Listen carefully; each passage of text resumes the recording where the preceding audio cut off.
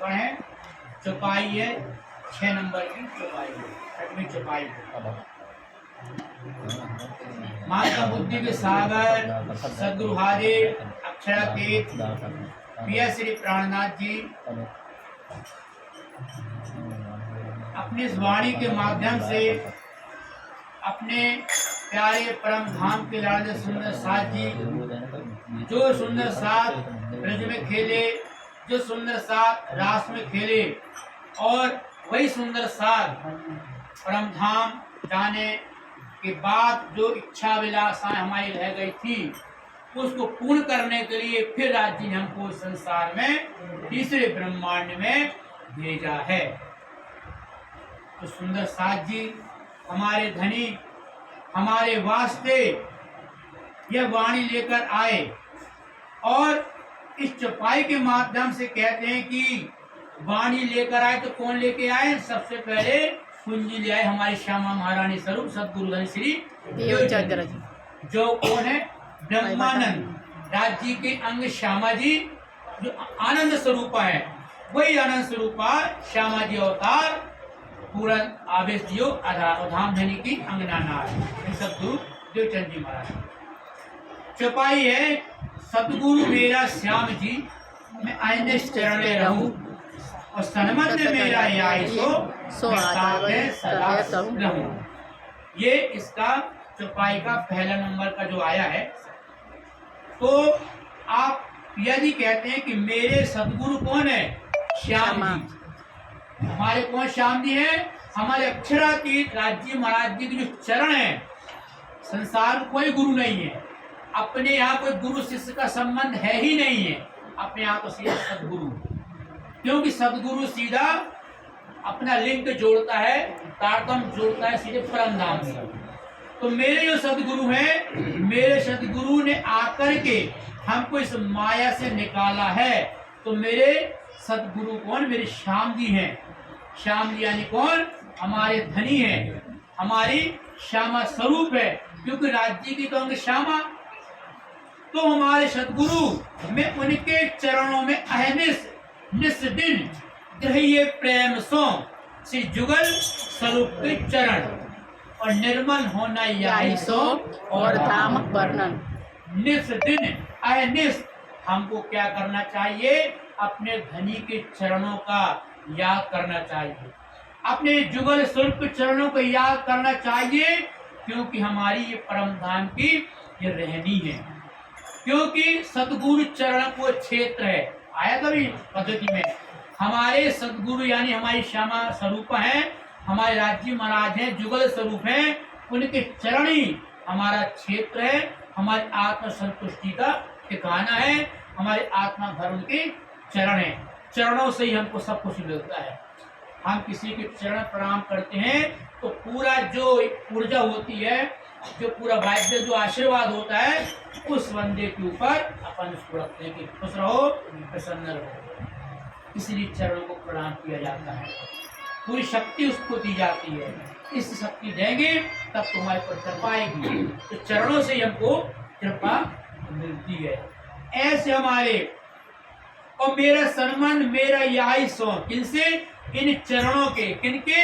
राज्य के जो चरण है, इनसे हमारा नाता है, हमारा संबंध है। और मैं चाहती हूँ, इंद्रावती कहती हूँ, मैं तात है सदा उनके सुख प्राप्त कर सकूं।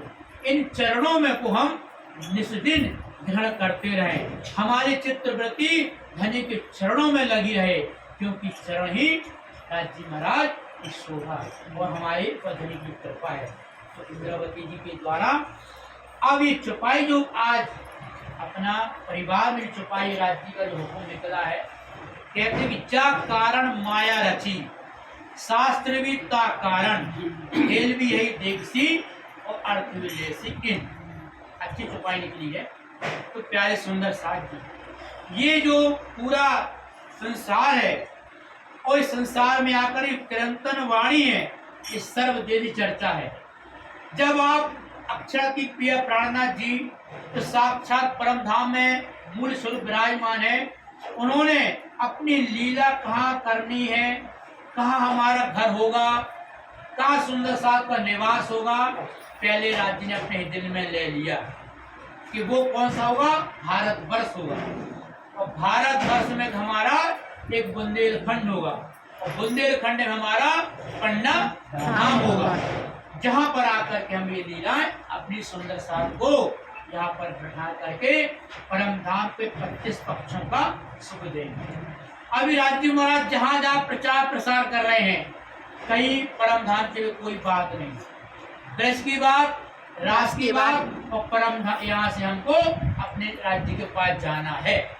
जब अपने धाम में बैठ जाते हैं, अपने पन्ना धाम में आ जाते हैं, तो वहाँ घर की बात होती है, घर की बात घर ही में होती है।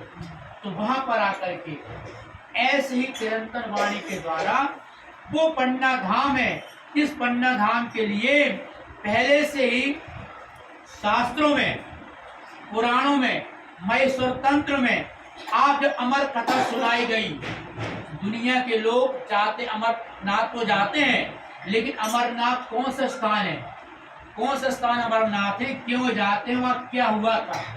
तो सुंदर साथ अमरनाथ वो स्थान है जहाँ स्वयं शंकर जी ने आकर के और पार्वती को वो चीज बताई थी, क्यों कि वो समाधि किसकी लगाते हैं, ध्यान किसका करते हैं। तो जो स्थान में उन्होंने जब सब कुछ अपने आवाज लगाकर 3 आवाजें लगाई, वहां सब आलोक कर दिया, कोई नहीं रह गया। कहानी तो बहुत बड़ी है सुंदर साथ, इसकी ज्यादा समय नहीं लेंगे। तो कहते हैं आलोक करने के बाद ही उन्होंने जब पार्वती से कहा कि मैं तुमको बताता हूँ उस धाम की लीला को जिसका मैं ध्यान करता हूँ, जो मेरे आत्मा के, जो हमारे निवास, मेरा स्थान कहाँ है, वो धाम कैसा है, वहाँ की लीला कैसी है। तो आप पार्वती से कहे तो तुम हूँ में कहते जाना, हाँ हुंकारा भरते रहना, हाँ हाँ करते जाना, हाँ। तो अब करते करते जब शंकर भगवान ने संसार की जब बातें की, तो हुंकारा देती गई वो हुंकारा। और जहां पर वो 14 लोक ब्रह्मांड से परे, अष्टावरण से परे, निराकार से परे, ज्योति स्वरूप ब्रह्म से परे, जब उस बेहद मंडल का विस्तार करने लगी, शंकर भगवान करने लगे, वहां का इतने में आ गई उनको नींद। क्यों? क्योंकि आप वहां की पात्रता नहीं थी पार्वती जी, इसलिए वो नहीं सुन सकती थी। अब हुंकारा तो ये दे रही थी, कौन दे रहा था, जो वो सुआ था, तोता था, अचेतन अवस्था में पड़ा हुआ था, निर्जीव था, वो तो सकता नहीं था, निर्जीव था। अब ये राज्य की लीला है, तो वो बच गया, उसको चेतना आ गई वाणी सुनने से। अब उसने हुंकारा दिया, हुंकारा देते देते देते जब वहां के पूरे परम धाम के संबंध की पूरी बात जो महेश्वर तंत्र में लिखी है जब कर ली, तो देखा हुंकारा किसने भरा, पता चला पार्वती तो सो गई। देखा कि तोता, जब शंकर जी त्रिशूल लेके दौड़े मारने के लिए, तो दौड़ दौड़ के जब वो सुआ दो, मतलब उसने पंख से अपने, जब उसको अपने शंकर जी पीछे पीछे दौड़ रहे हैं, और वो तोता है वो जा रहा है उड़ करके, उड़ते उड़ते जा रहा है। उसी समय व्यास जी की जो धर्म पत्नी थी उन्होंने जमाई ली, और जमाई ली तो वो तोता जो था वो मुख में जाके समाहित हो गए। क्यों? पहले की सृष्टि की उत्पत्ति ऐसे होती थी, महल सृष्टि होती थी।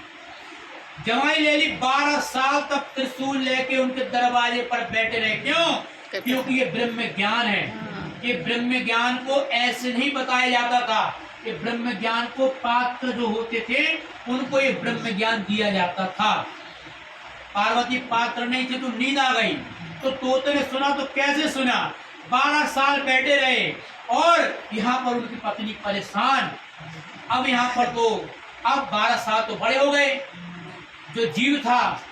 इस प्रकार से जैसे ही व्यास जी ने कहा कि प्रभु आप यहाँ से आप जाइए, हमारी धर्मपत्नी बहुत परेशान है, तकलीफ हो रही है उसको।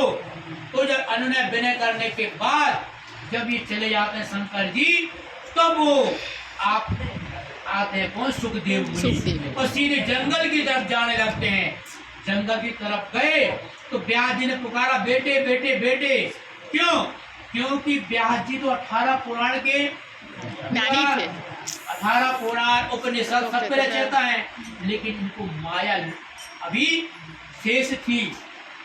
किनके तो ब्याज तो बेटे को पुकारते हैं, और बेटे ने तो जहाँ ब्रह्म विज्ञान सुन लिया, उनको तो कोई संसार की परवाह नहीं थी। तो ज्ञान उन्होंने उस धाम का सुन लिया, तो परमात्मा की लीला का सुन लिया था, तो जंगल की तरफ भागे। तो ऐसी ये शंकर पार्वती ने अमर कथा सुनाई। वो अमर कथा कौन सी थी? परम धाम संबंध।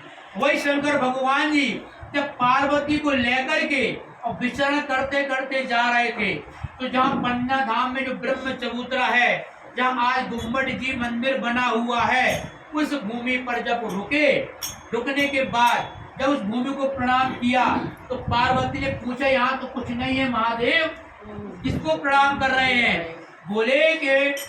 बोले पार्वती उमा, ये वो स्थान है जो मेरे आराध्य है, जो संसार को मुक्ति देने वाले, जो पार का ज्ञान देने वाले, वो आत्मा के प्राण के नाथ, वो यहाँ पर आकर के लीला प्राणनाथ प्यारे की जय। वो यहाँ पर आकर लीला करेंगे। तो पार्वती ने कहा, हे प्रभु ऐसी बात है तो मैं उनके दर्शन करना चाहती हूँ। तभी पार्वती अपने 9 रूपों में बैठ करके बड़ी देवी के रूप में यहाँ पर विराजमान हुए। वही गुम्बद जी जहाँ बना है, उसी भूमि पर बना जहाँ शंकर जी आकर के इस गुम्बद को नमन किया। तो मेरे सुंदर साथ, प्यारे सुंदर साथ जी, अब आप तौल के देखो, जिस भूमि को शंकर जी ने प्रणाम किया, जिस रहस्य को शंकर जी ने पार्वती को बताना चाहा लेकिन नहीं बता पाए, जिसके लिए गंगा जी ने स्वयं कहा था कि प्रभु कि आप तो ऊपर से हम यहाँ पर आप ले आए गंगा जी को, और लोग पाप धोंगे हमारे यहाँ पर आकर के, मेरे पाप कौन धोगा? बोले कृष्ण जी बोले कि मेरे महामंत्र के, तो मंत्र के महामंत्र निज नाम के जो उपासक आएंगे उस धाम से, और वो कृष्ण नाम का जब जाप करेंगे, उस पार ब्रह्म उत्तम पुरुष का ध्यान करेंगे, उनके द्वारा तुम्हारी मुक्ति होगी। तभी तो वहां पर जाकर सुंदर साथ जी परमहंस गोपाल मणि को देखो, उनकी लीला पढ़ो। वहां पर गए, वहां पर जाने का स्वयं गंगा जी प्रकट हुई वहां पर, और गंगा जी प्रकट हुई, परमहंस महाराज को प्रणाम किया। बोले कि आज हम ऐसे ब्रह्ममुनियों के चरणों से तर गए। तो कब? जब विक्रम संवत 1735 प्राणनाथ जी आए थे, असुरों सबोलाई शरण ने आए, घर में राज इंद्र वरुण गुण गंधर्व 14 भवन है, आए सकल कैदी वे कैदी, सभी जितने देवी देवता थे सब रूप बना बना करके गंगा यमुना सरस्वती जितने थे सब आकर के राज जी महाराज के चरणों में आकर आए, आरती उतारी। ऐसे पिया प्राणनाथ के चरणों से गंगा प्रगट को मोक्ष मिला। ऐसे ब्रह्म मुनि परमहंसों के चरणों से गंगा जी ने दर्शन किए, और आज भी ऐसे ब्रह्म मुनियों के जब अपन जाते हैं, जो अपने आप को ब्रह्म मुनि के रहने पर लाते हैं, अपने अंदर तो वो चीज नहीं है, जिनके अंदर ब्रह्म मुनि के लक्षण हो गए, वो ब्रह्म मुनि के आज भी गंगा यमुना बैठी हुई है। तो मेरे सुंदर साथ, तुम्हारा बड़ा भाग है, ऐसी वाणी तुमको सुनने मिल रही है, और तुमको राज जी ने वो परम धाम का मुकाम दिया है, वो पन्ना धाम को आप धाम बना करके तुम्हारी आत्मा को वहाँ निवास बना दिया है, कि पन्ना तो रूहों का धाम है, यहाँ सब रूहों को आना पड़ेगा। सारी रूहों को हमको शरीर छोड़ने के बाद हमको पन्ना राज जी के चरणों में जाना है। पन्ना धाम वो धाम है कि जहाँ जहाँ पर परमहंस महाराज जी, गोपाल मणि जी, और यहाँ तक कि बड़े महाराज रामरतन दास जी, यहाँ तक कि और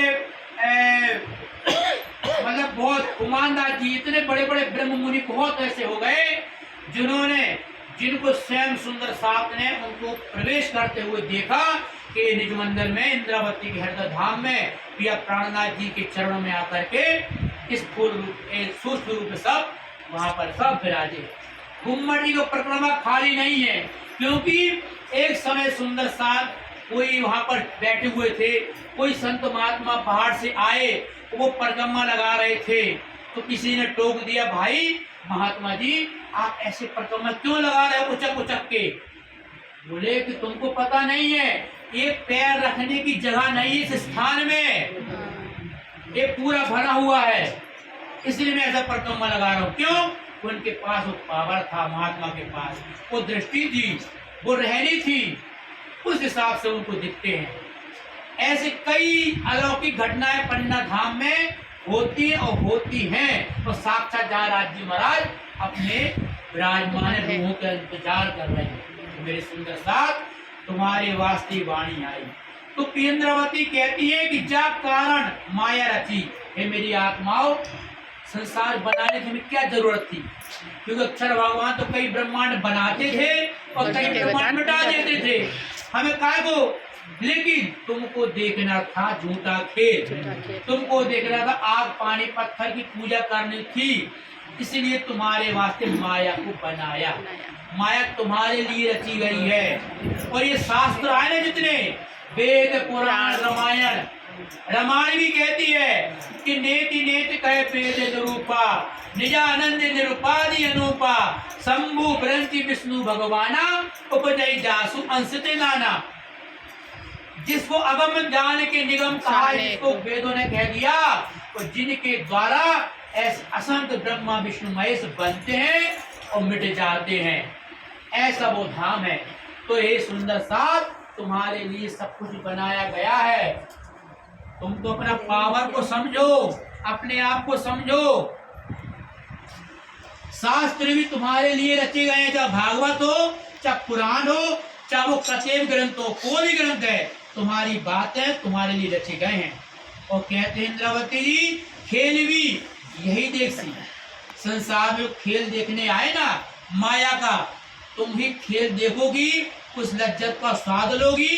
क्योंकि परम धाम में तो सुख आनंद की लीला है, लेकिन राज्य ने यहाँ बेच करके तुमको दुख जो मांगा दिखाया, दिखा करके तुमको लज्जत भी दे रहे हैं, सुख भी दे रहे हैं। जैसे कुम्हार होता ना, घड़ा बनाता है, एक हाथ उस घड़े के अंदर सपोर्ट के लिए दूसरे से मारता है, ऐसे राज्य महाराज तुम्हारे ऊपर सपोर्ट भी किए हुए हैं, मेहर भी किए हैं, और तुमने माया मांगे थोड़ी थोड़ी, तुमको सावचेत भी करते कि मैं हूँ, मुझे भी भजो, मुझे भी याद करो, अपने वचनों को याद करो कि तुम संसार में क्यों आए हो।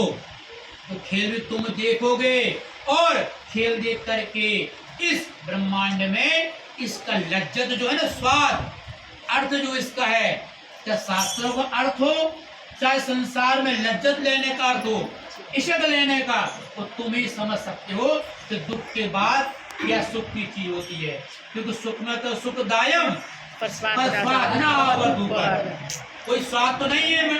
रसगुल्ले खाओगे, हम पूछेंगे उसका स्वाद कैसा रसगुल्ला का, और मीठे में पेड़े का स्वाद कैसा है, अच्छा है, अच्छा है, अच्छा है खाओगे, उसको बता नहीं पाओगे, अनुभव करोगी, कोई व्याख्या नहीं उसे रसगुल्ले के स्वाद की। तब तो तीखा खाओगे, तब पता चलेगा हाँ रसगुल्ला ऐसा होता है, लेकिन वर्णन नहीं कर सकते। ऐसा ही सुख में तो सुखदायम है, हमेशा स्वाद नहीं है, लेकिन दुख आए, जब यहाँ दुख के लिए आए तब तुमको सुख की अनुभूति घनी। हमने बहुत बड़ी गलती कर ली, उस परम धाम से इस माया में